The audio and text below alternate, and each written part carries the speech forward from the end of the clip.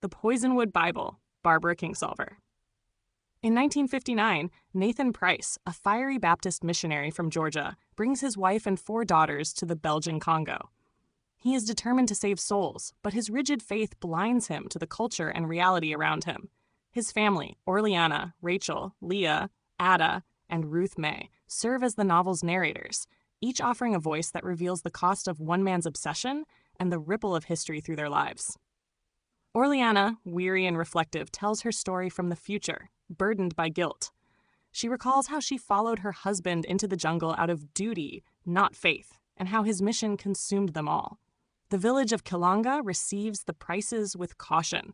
Nathan insists on baptizing children in the crocodile-infested river, refuses to adapt to local customs, and rails against the villagers' sins.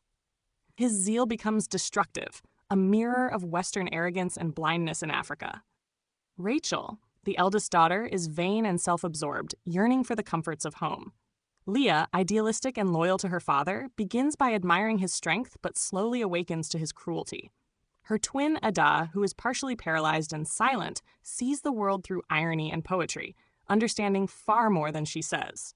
And Ruth May, the youngest, embodies innocence. Her wide-eyed wonder becomes the family's fragile heart. As political tensions rise, the Congo moves toward independence from Belgium, and chaos spreads. The Price family's isolation deepens. The villagers suffer, and the family begins to fracture. Tragedy strikes when Ruth May dies from a snake bite, a loss that shatters Orleana and drives her to flee the Congo with her surviving daughters. Nathan stays behind, unbending to the end, preaching to an empty village until his death. The years that follow scatter the Price women across the world.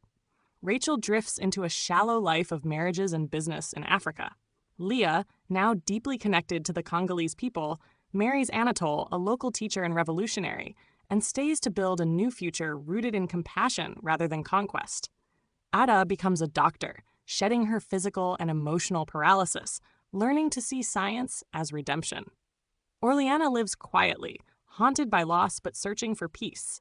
Through their voices, Kingsolver tells not just a family's story, but a nation's, how faith, power, and history intertwine. The Poisonwood Bible is both intimate and epic, a tale of guilt, forgiveness, and the price of belief. In the end, the women find their own forms of grace. The Congo endures, and so do they, bearing witness to the truth that salvation lies not in conversion, but in understanding.